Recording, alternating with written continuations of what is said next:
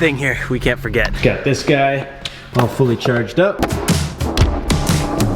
I'm just gonna ride shotgun for today because I didn't build that bin yet, obviously, and I have like the 2 bins I'm trying to use for storage, so at least here it won't really tip. We're only going for a night, but I want to abuse that thing and charge as much stuff as I can tonight. Just see how it reacts. Also, I've been low-key trying to hype you guys up about a roof rack, but dude, all the goodies showed up yesterday and come on, dude. I am next level pumped for this, dude. This is a camping game changer. I'm probably not gonna fold and buy a rooftop tent right away. I think there's a lot of utility I can get out of this without a tent. So before everybody goes in the comments, you gotta get a rooftop tent. I'll probably fold. I'm hoping it's not right away. Anyways, welcome back to the channel, guys. I hope you guys are all having a great day. This morning, I've been waiting for like most of the morning for my CO2 alarm to show up. I ordered one on Amazon. Told you guys that I wouldn't run the heater in here without one. So I'm waiting like all morning for it to show up. And I'm thinking, and I'm like, are the ones in my house CO2 or are they smoke? Because like it's probably important to have CO2. So I go ahead and I yank the one off in my house, in my basement, which happens to be attached to my alarm system, which in the past, when you rip off like the panel or you move some stuff around that you have mounted, a motion sensor or whatever, it'll just say like, this has been tampered with, go check on it, and you'll get an automated voice message just saying, hey, something in your house was tampered with, go check on it, whatever. So I took the smoke alarm down and it says tamper thing, and then my phone rings and I ignore it because I get these all the time because I'm always messing with shit that I shouldn't be. And then my dad calls and he's like, yo, the security system just called and they're gonna send the fire department to your house. Like, what's going on? And I'm like, what? So apparently they changed their protocols or something. I don't know. My dad talked to them, told them that it was fine, cancel it. And then they showed up anyways. And I'm here like an idiot being like, bro, I'm sorry, it was me. He said it was cool. He said these are his favorite kind of calls because they're good calls, you know, like nothing bad happened. So that's how my morning's going. And now I'm just like all anxious and I don't want to be here anymore. So we're just gonna go buy a CO2 alarm. Yeah, I'll just return the Amazon one or something. I don't know. Today it is currently not 10 degrees. That's my Jeep's just cooling down from being in the garage. Currently it is actually -1, and tonight it's supposed to get down to -14 degrees. Today's also one of those days where it says it's gonna snow all day, but it is currently 1:45 and it just barely, I actually don't even know if it's snowing right now anymore. It might have already stopped. I'm hoping it holds out until we get where we're going because it would just be a little bit nicer to set up not in the snow, but we'll see what happens.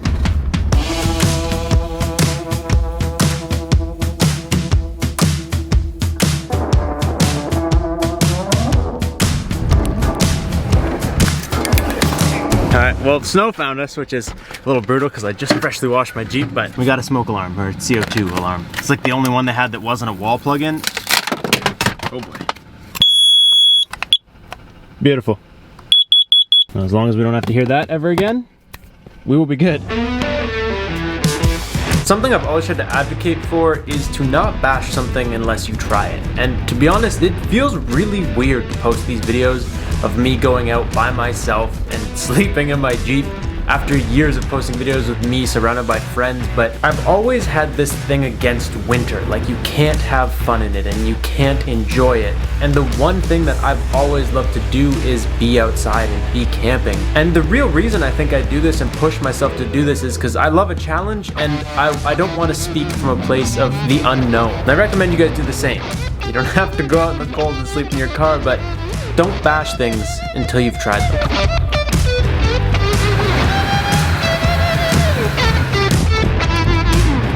I'm not even gonna lie to you guys, this is a completely different day. Yesterday turned into an absolute shit show. I think I was approaching this wrong. So what I was trying to do was find spots that I knew were trails that I could go and probably find a cool pull-off to camp. But that's like a summer mindset, and I haven't done a lot of winter in Ontario exploring. And what's happened is not only is it March, so a lot of the snow where we are, there's actually not a lot of snow, which is weird. It's been above 0 so many days at this point this year. So every time you move some snow, there's ice under it, which makes it extremely hard to get into a lot of places. And then yesterday where I showed up to, everywhere I wanted to go, there was snowmobile trails between me and the campsites. And if you guys don't know, once it is groomed, it's now illegal to drive on it. It is no longer a road. Not only that, but they were active snowmobile trails. Like, snowmobiles were passing me when I was there. And every single spot that I had planned to go to yesterday was like that, which was a huge buzzkill. And then I went home and I was just like, dude, I'm approaching this wrong.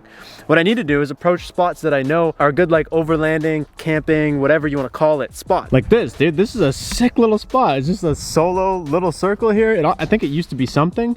There's no sign there, but got the river, a little mountain in the back. And so anyways, I regrouped, and then this morning I headed back out. I don't know if that's how you say it. And basically, I scouted out some spots that were actually camping spots, and I found a bunch of them that were good. Then I came across this spot, which obviously is the most ideal one that I came across today. Thankfully, there was not too big of a snowbank between the road and the entrance, and I'm stoked because I was really butthurt yesterday when we couldn't find a spot, and I have a couple new things I want to try out. And like I said, it's already March, so there's really only like, I don't know, 2-3 more weeks of this before it starts really thawing and going away for me to try out like winter camping stuff. So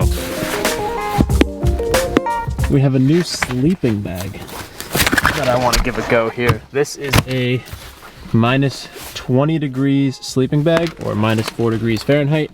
That is the limit, I think, temperature. Where does it say here? Yeah, so comfort is minus 12, limit is minus 20, which isn't too extreme, but I figured that would be nice because, I mean, one, it's the end of the year, so I don't want to go overkill. It means I could sleep at like 0 degrees beautifully. So that was kind of my thoughts. It is minus 8 right here, and supposed to tonight, well, now tonight the lowest is supposed to get minus 12. So not terrible, but we're gonna be right at the limits of the bag. So as stupid as this sounds, I'm actually really excited to freeze my balls off, or ideally not freeze my balls off.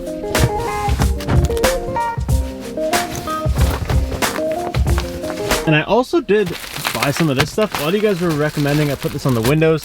This is that reflective stuff. This is like a thin bubble wrap insulation type material. I was ready to just shove that in here. I was gonna overcut it a little bit so that it kind of wedges in this gap. You know what I mean? So it would just kind of like self-seat. So I only bought the Reflectix. Look at these back windows. Obviously this one, I was planning on having to do some really weird customization to get it to fit this because this is a weird window. But these back windows don't have a lip. So I kind of need like Velcro or something. Because if it doesn't really seal, then there's no point, right? So I was thinking maybe I'll buy some Velcro. I could cut this a little bit bigger than it needs to be, put some Velcro around there, and then they can Velcro up. But whatever, for today, we're not going to do this. We're just going to go without it, which is a little bit less ideal, but whatever. And this is probably one of the best features that winter camping has to offer. The snow completely insulates the earth, and it is just so quiet. And if you can be okay with the cold, it can be really peaceful.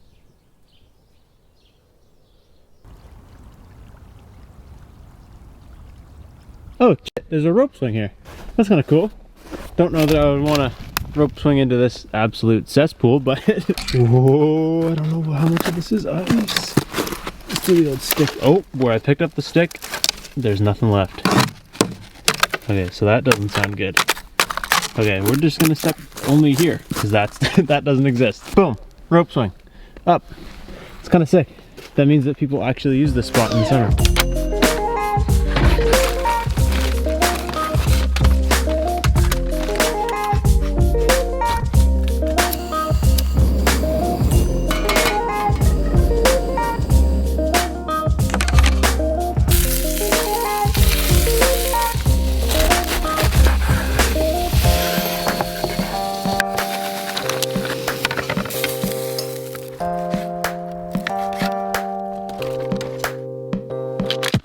And only slightly burnt chicken Caesar salad. Not gonna lie to you guys, this thing did way too good. I literally had it on like almost the lowest setting the whole time. I absolutely just botched my chicken. And I did it fast, like really fast actually. I think this is something that would be better with one of those little guys. This is a 1 pounder, so I guess like a ½ pound tank. He would sit a little bit lower and be a little bit less awkward, but dude, and the table is fire. I'm extremely happy with this table.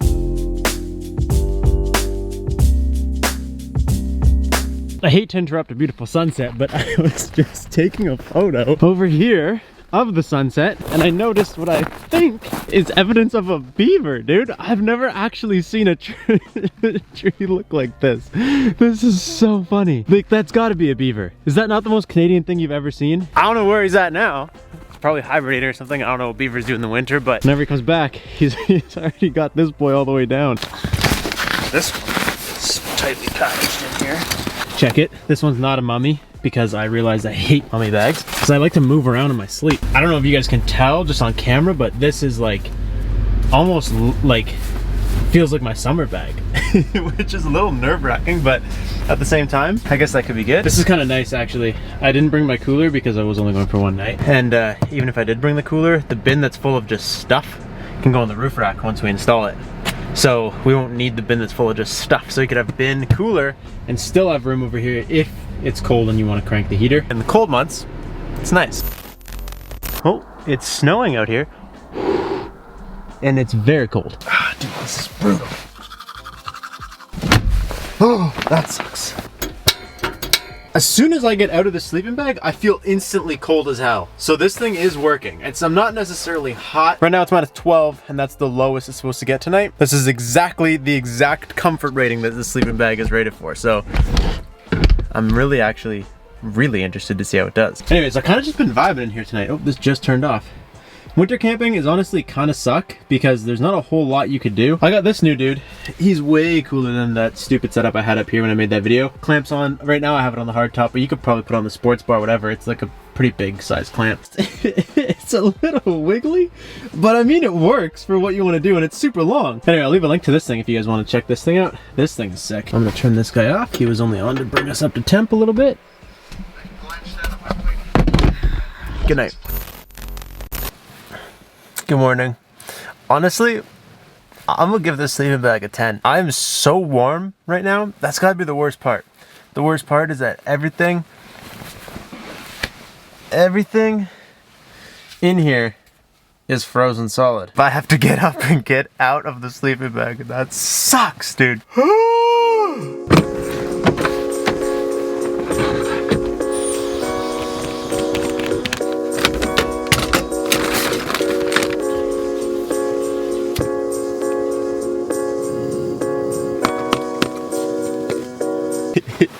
It's mostly ice in here, dude.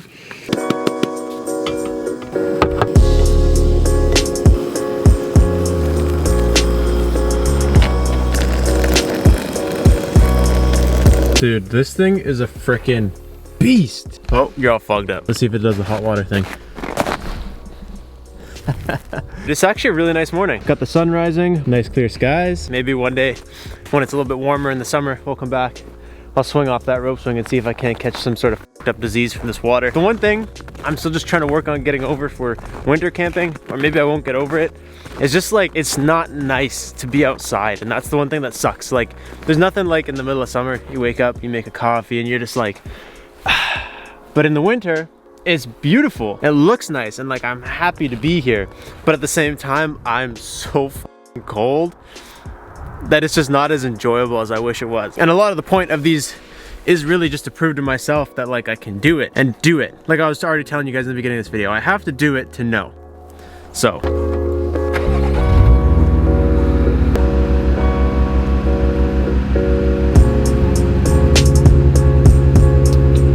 Coffee helps.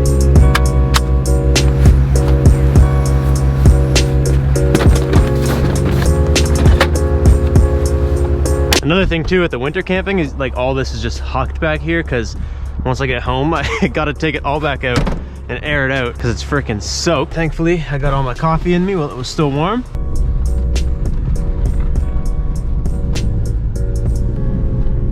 That was a sweet little spot. I'm actually really happy that we made it because it was not looking, oh no, we can't be having this happening. That's not good. There we go, back on the trail. All right, we're just gonna leave it in 4 low, I guess. Yeah, that's the hard part right there. Okay, let's put this baby. There we go. I hope you guys enjoyed today's video. Make sure you guys like it if you liked it, and I will catch you guys in the next one. Thank you guys so much for watching. Peace out, and stay committed.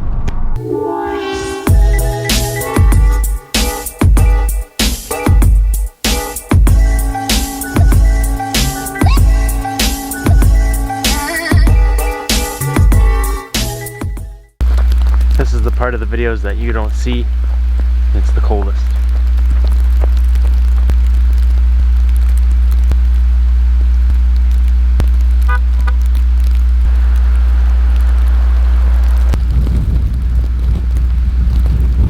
Rude ass bitch. No respect for YouTube.